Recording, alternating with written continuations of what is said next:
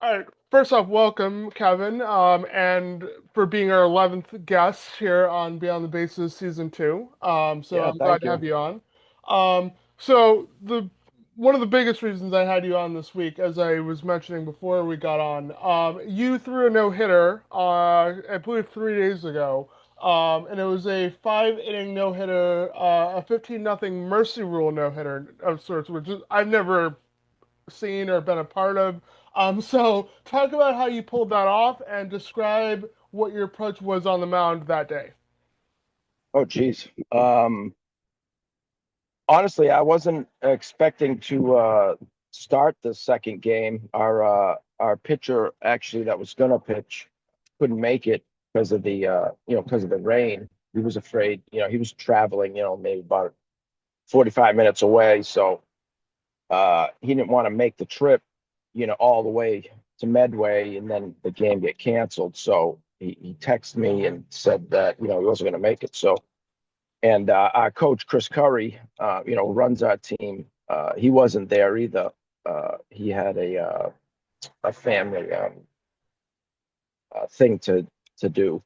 So so I just said, all right, well, I'll start and see how it goes. And my arm felt pretty good, but I said, we didn't really have anybody else to throw, so I said I'll start, and I just I just felt great. Wasn't overpowering. It was more or less just keeping them off balance, with my knuckleball and my two-seam fastball, just keeping the ball low and having them hit ground balls. I wasn't concerned about striking them all out because it wasn't going to happen, first of all. And that team actually is very good hitting team. We only beat them 5-2 the first game. So so yeah, I just my thought was just keep them off balance. So it sounds like obviously you weren't expecting it. You were kind of it was unexpected no hitter, is what it sounds like because obviously you weren't expecting to pitch that day. Um, so I guess just being able to adjust on the fly and be able to put your team on your back when they needed you is kind of the theme of that day. Am I right? Right, right, right. Yeah, absolutely. And our team is I play for the Framingham Orioles, and our team's just it's our team's great, so as a pitcher, it's nice having that confidence in your defense, like not having to think that you need to strike everybody out or you need to do it all yourself. That wasn't my thought at all. I knew I had a great defense and I wanted them to hit it. You know what I mean? Like hit it to the guys, they're going to make the plays, and that's exactly what they did. Well, obviously no hitters are very rare, but do you see yourself throwing a no hitter in the future again, or is that a hard performance to replicate? And just so, as someone who's not a pitcher, I guess that's where that question was coming from. I mean, yeah, it's a very hard thing to do. Um, I don't know if I've ever thrown one. I mean, it wasn't a full game. It was only 5 innings, but uh, I'm not the type of person that, pats myself on the back. I didn't even know it was a no-hitter until the last inning. And and then come to find out I would have had a perfect game, but I walked one guy in the bottom of the fifth.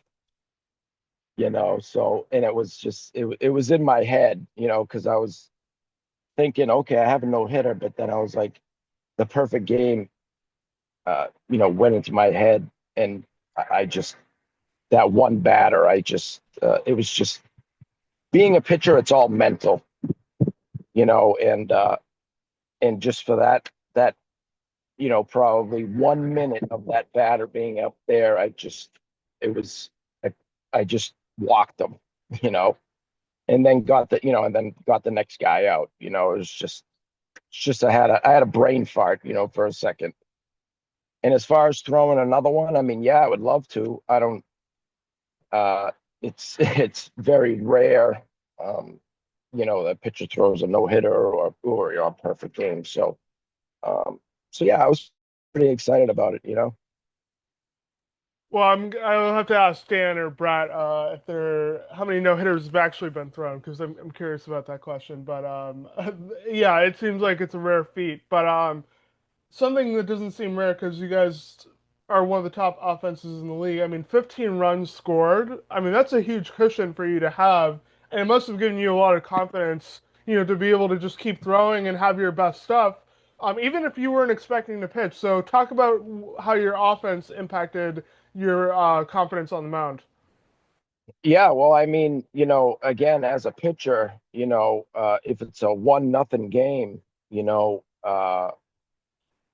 it's uh, there's a lot of pressure on you, you know, as a pitcher to try to keep the runs down, make sure they don't get that. Like at that time, that's where you say to yourself, you know what, I don't want these guys to like get too many hits because, in baseball, anything could happen, especially those little, the little chinkers that, go right over the shortstop or the second baseman's head. And usually those are the hits that, causes, all the problems.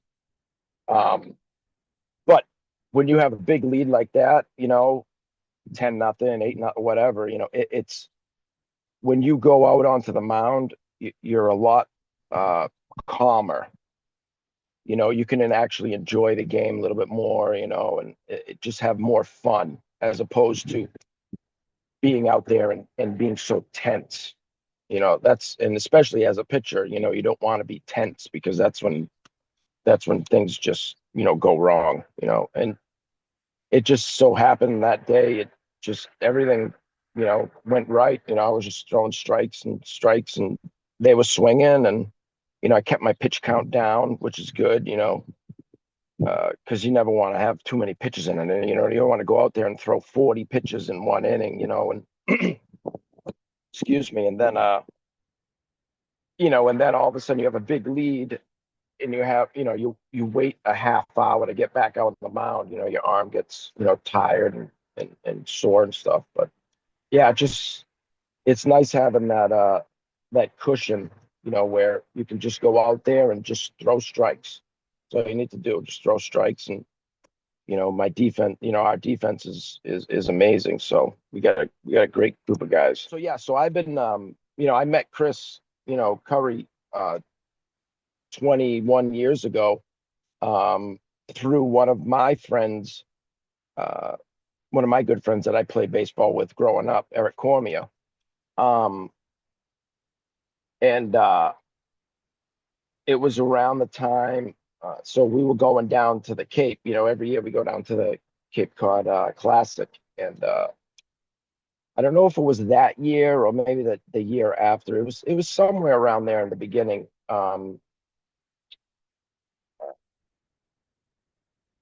We made it to the finals, and it was tied in the bottom of the 10th. Guy on second, 2 outs. I was up, and I hit a double in the gap to win the game, and we won the finals. Down the Cape. So that was probably one of the coolest things that I could say I did. Well, this year, I mean, like I said, we may not have all the stats, but for definitely for this season, you're tied for fourth on the team in hits and batting average with a 444 average. So describe your approach at the plate as well, because obviously the stats on the mound speak for themselves. But you're the Orioles are tied, or I'm sorry, ranked third with 90 runs scored in the 28 plus Metro Division. So where do you fit into that equation and describe your approach at the plate? So this year is kind of funny because so I'm a right-handed pitcher.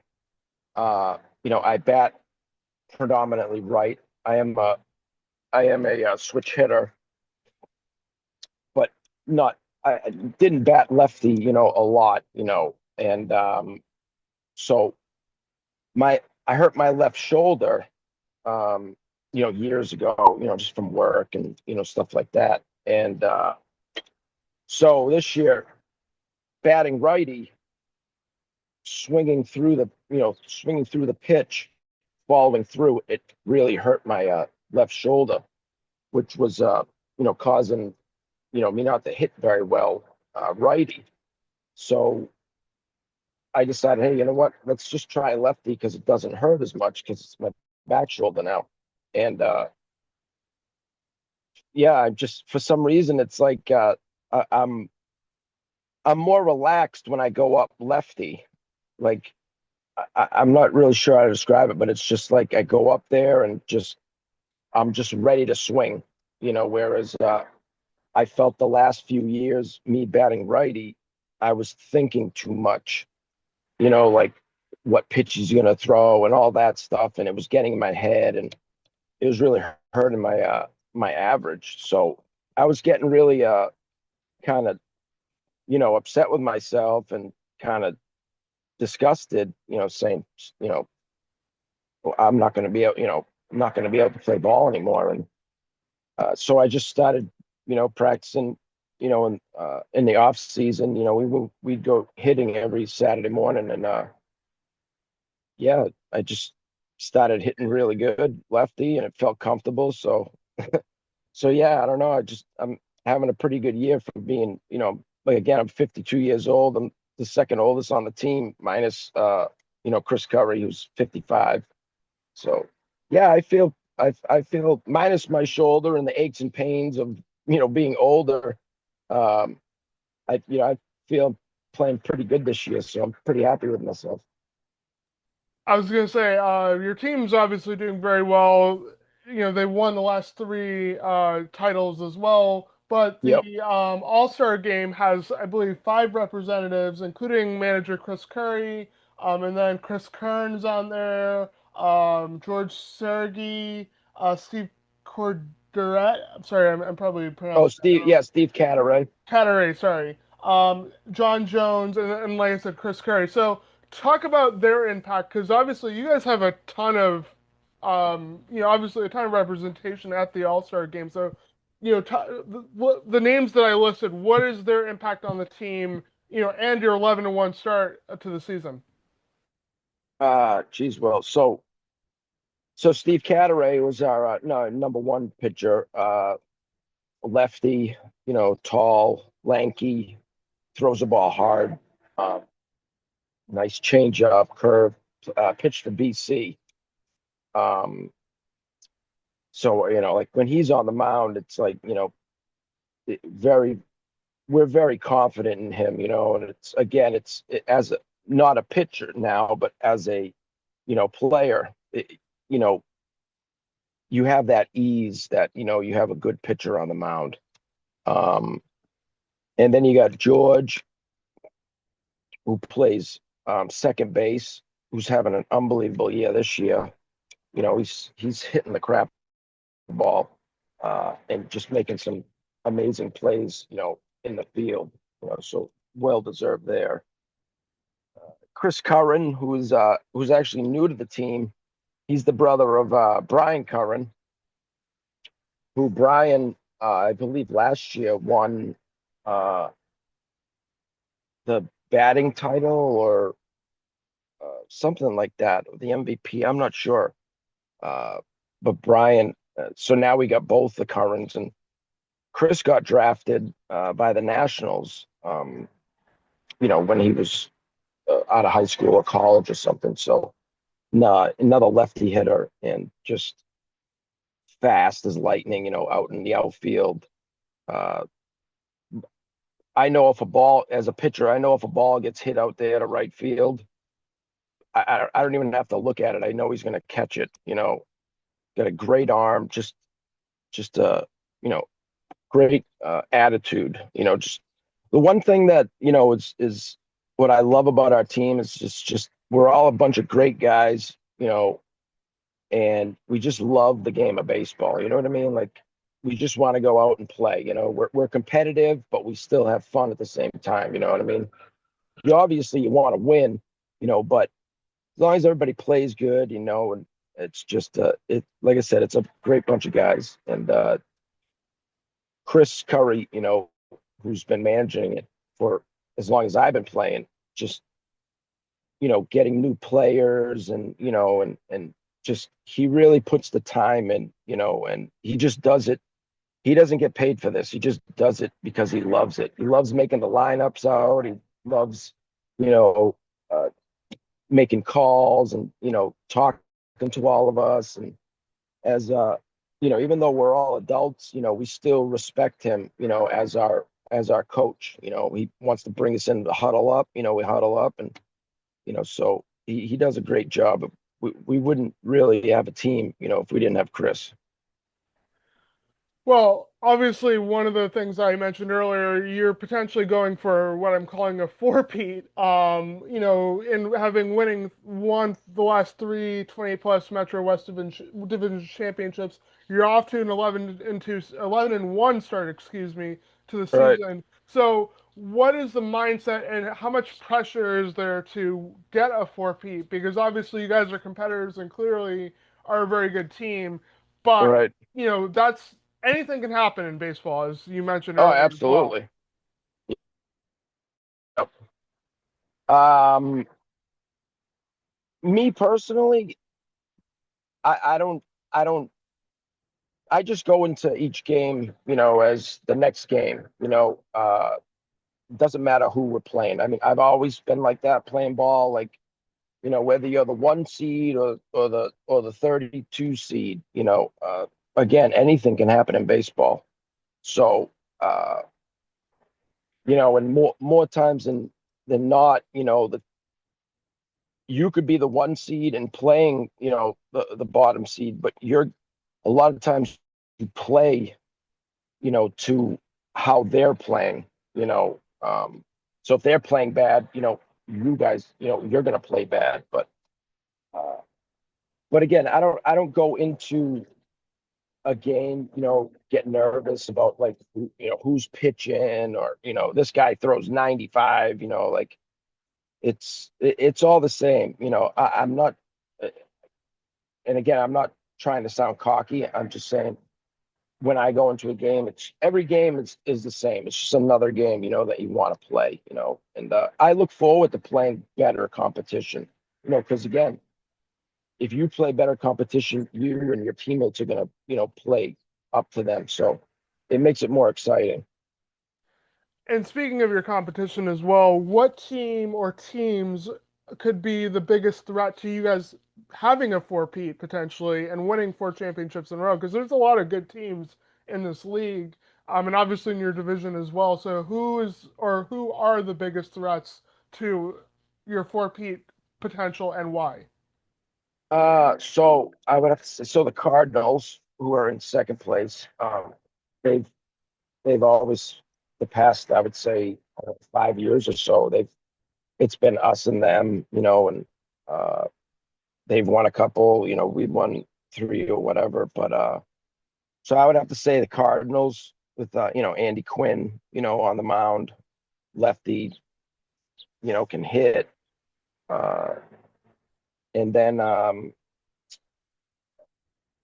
the team that we just played, um, Jesus, I forget who we just played. Wasn't the Mets? The Mets have a good team. Geez, I'm sorry, I don't remember the team that we just played. But anyways, they're a good team. And then the Yard Goats, they have a pretty decent team. So yeah, there's and the Nationals actually. Oh, that's who we just played, the Nationals. I'm sorry. Um, so yeah, I would say probably those three teams. We're playing the Red Sox this Sunday, doubleheader. I think we have a couple makeups, but yeah, I would say probably those three teams. And like I said, it's baseball. Anything can happen. I was going to say one thing that definitely has been a story since I've been covering your league since 2021 is rain, rain, rain, rain, Oh rain. my God. As it seems like it rains out at least one game a week. So how do you guys kind of, you know, get over the potential impact of that and just focus on the task at hand whenever you are able to play, because obviously, that can be a story, but it can also be, a way to kind of get past that and be able to be successful, and clearly it's worked the last 3 years at least. Right, right. You know, I actually just zoomed out. What was the question again? Oh, no worries. Just the impact of all the rainouts. Oh, Yeah, yeah, what yeah, is the yeah. biggest impact of all the rainouts, and how do you overcome that? I mean, I'll tell you, this year's been unbelievable with the rainouts, and it's super tough as a player, getting ready for the season and we only play on Sundays. Sometimes it's only one game, so, as a competitive player, by by Thursday, you're like fired up to play and you're watching the weather and you're like, oh my God, we're gonna play. And then you get to the field and it gets canceled, and now you gotta wait a whole another week, to like, warm up again. There are a lot of guys that are in other leagues. I play with Chris up in Leominster on Wednesdays, so at least I had like something to fall back on to, keep my arm loose and, and my swings and stuff. But yeah, with all this rain, it's tough, on players because again, if you're only playing once a week, if you get 2 weekends of rainouts, that's it's almost a month that you haven't even done anything unless, you do stuff on your own on the side. But as everybody knows, we're all adults and we have jobs and families, and it's tough to go outside and, take 100 swings or throw, that's that's the biggest thing, is just the waiting, and now all of a sudden, your arm felt good, 2 weeks ago, and now you're out there pitching, and now all of a sudden, you can't find the plate, and now your arm hurts after, 30 pitches because you haven't played. Oh, okay. And then something that Chris Curry mentioned when I interviewed him at the beginning of this season. Um, Dick Scullery, who I believe is 83 years old and is the oldest member of your team, just talk about the impact Yep. of having him on the team and what he brings to the table. Because Chris talked about that a little bit, but I'm just curious what that's like from your point of view.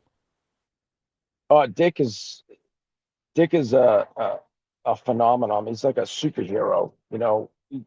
He's unbelievable. My dad's 83, and he can't throw a ball 10 feet now.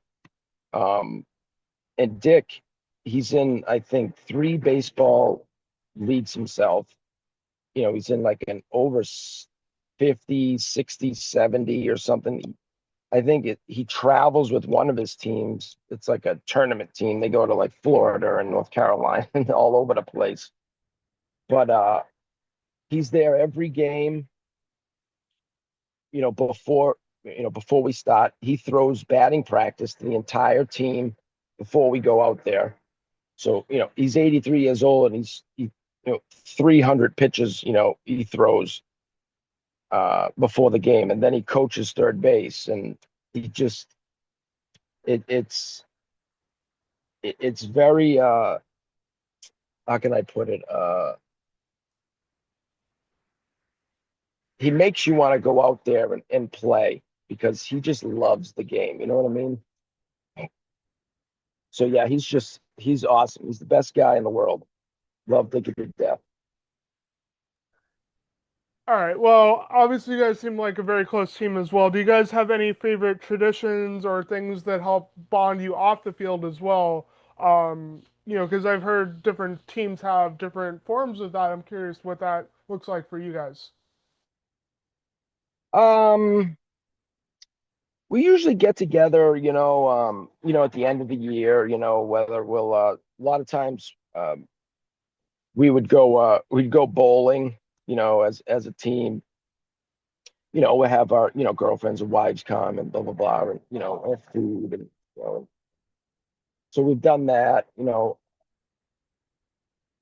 lot of the guys on the Orioles played down the Cape, so we have that, weekend, which is always fun. I mean, it's just a bunch of guys having fun playing ball on the Cape Cod baseball fields. Like you can't ask for anything better than that. From a personal standpoint, are there any former or current MLB players that you modeled your game after, and if so, how? Oh, geez. Um, well, I always liked Ken Griffey Jr. Um, I was always a center fielder, playing center fielder pitcher. Now that I've gotten a little older and there's younger guys on the team, I don't have the speed that I used to, so I don't play center anymore. But I still pitch, I catch and and Chris puts me in the infield, wherever. So, but yeah, I mean, I always love how Ken Griffey played and Kyle Yastrzemski.